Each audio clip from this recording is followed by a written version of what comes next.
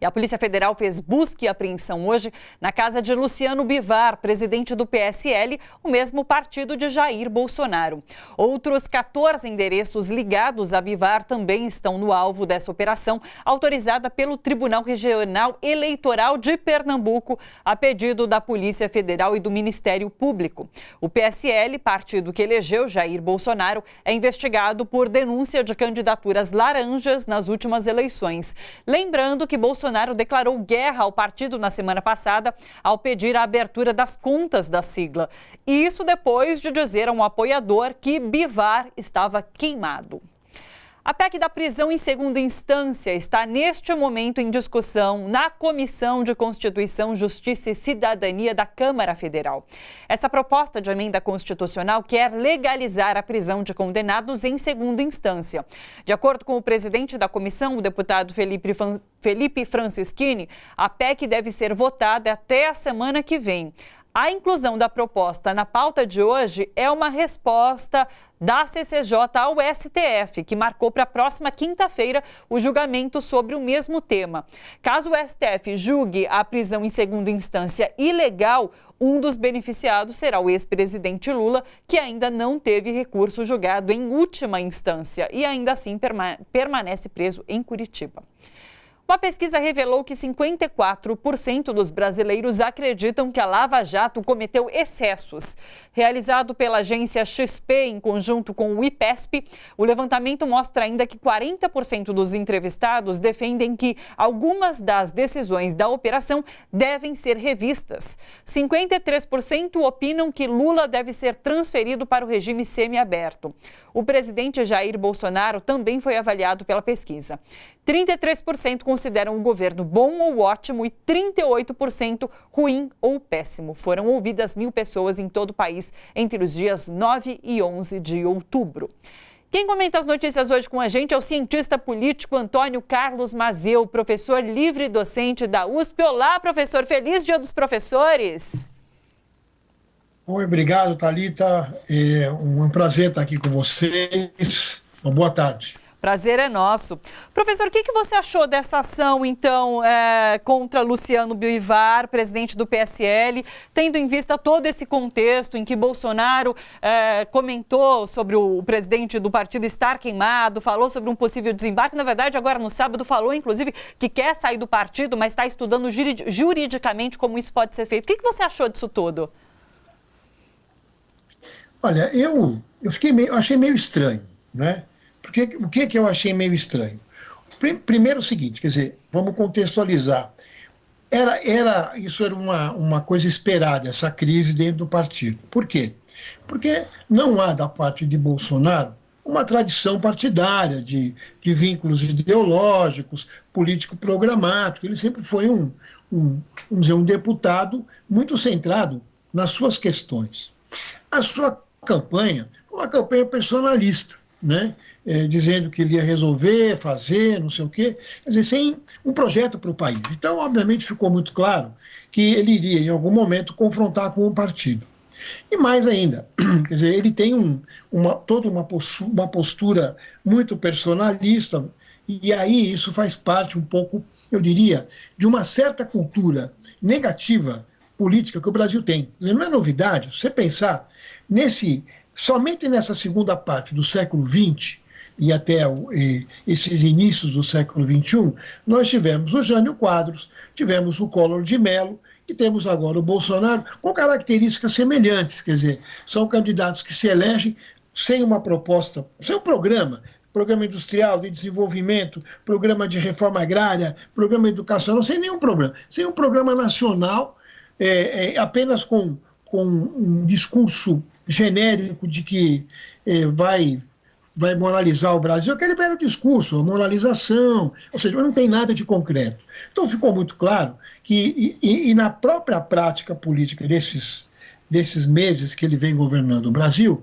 de que ele não consegue ter uma base parlamentar no Congresso porque não tem uma base política, quer dizer, ele não consegue costurar uma base política. Então, isso era uma coisa inevitável. Agora, o que eu estranho é que ele acena para investigar o presidente do partido, o Bivar, né, do partido que ele pertence, e, na sequência, a Polícia Federal vai lá e faz uma batida, e uma busca e apreensão.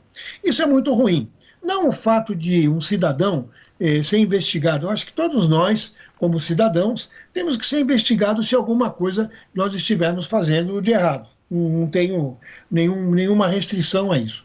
O que eu acho que fica muito assim, pelo menos suspeito, vamos dizer assim, Thalita, é que o Bolsonaro fala num fim de semana, a semana começa com uma investigação do Bivar, não é? E o Bivar fala o seguinte, quer dizer, hoje de manhã, ele disse o seguinte: olha, isso é uma investigação exploratória, não tem nenhuma prova. Se eles encontraram alguma coisa, tudo bem. Olha, isso não é bom para o Brasil, porque a Polícia Federal não é um órgão político partidário, mas é uma instituição do Estado.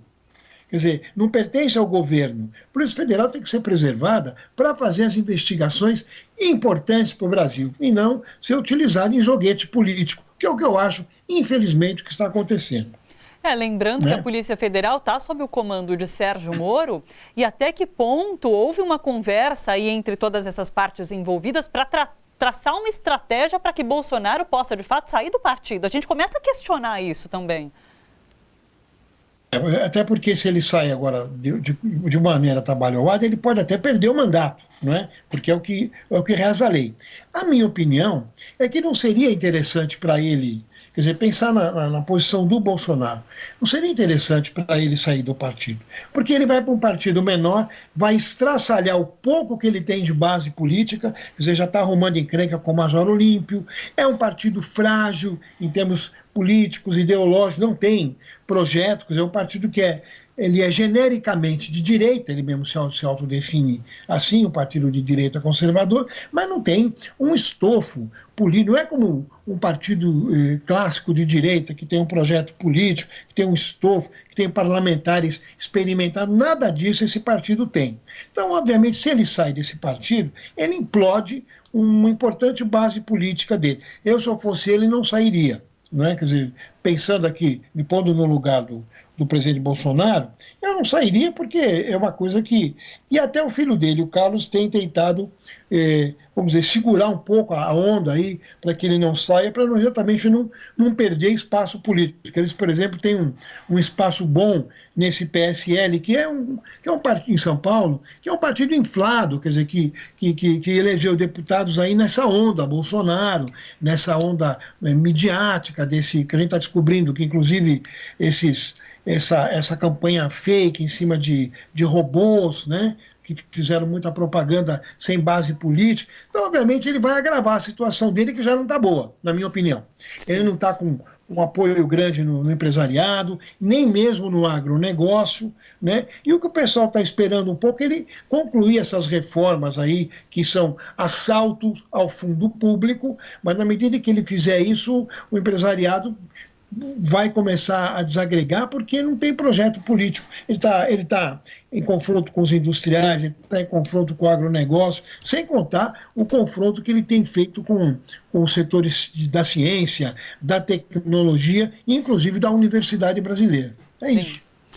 Agora, professor, em relação ao julgamento da segunda instância pelo STF, que está marcado agora para quinta-feira, tem reportagem hoje no Globo dizendo que ministros ouvidos afirmam que a tendência é o plenário permitir, de fato, que os condenados fiquem em liberdade por mais tempo, até que a sentença toda seja julgada em todas as esferas. Você acredita que isso vai prevalecer? O que você está esperando desse julgamento?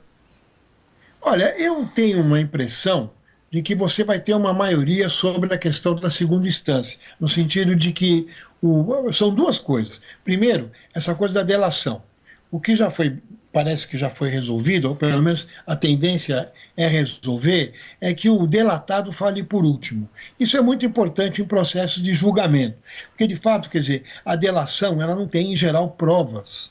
Ela é sempre em função de ilações de quem está delatando. Inclusive, nas experiências italianas, ali da Operação Mãos Limpas, né, a Manipulite, isso aconteceu, isso criou muito problema constitucional, porque você condena o cara em função de ilações, né?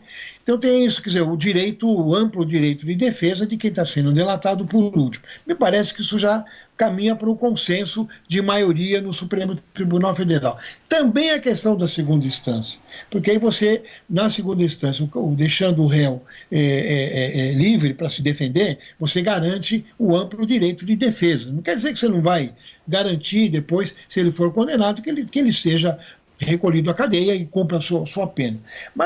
E aí tem uma terceira coisa, que é o que afeta, vamos dizer, diretamente o ex-presidente Lula. Porque o Lula foi condenado num processo sem prova nenhuma.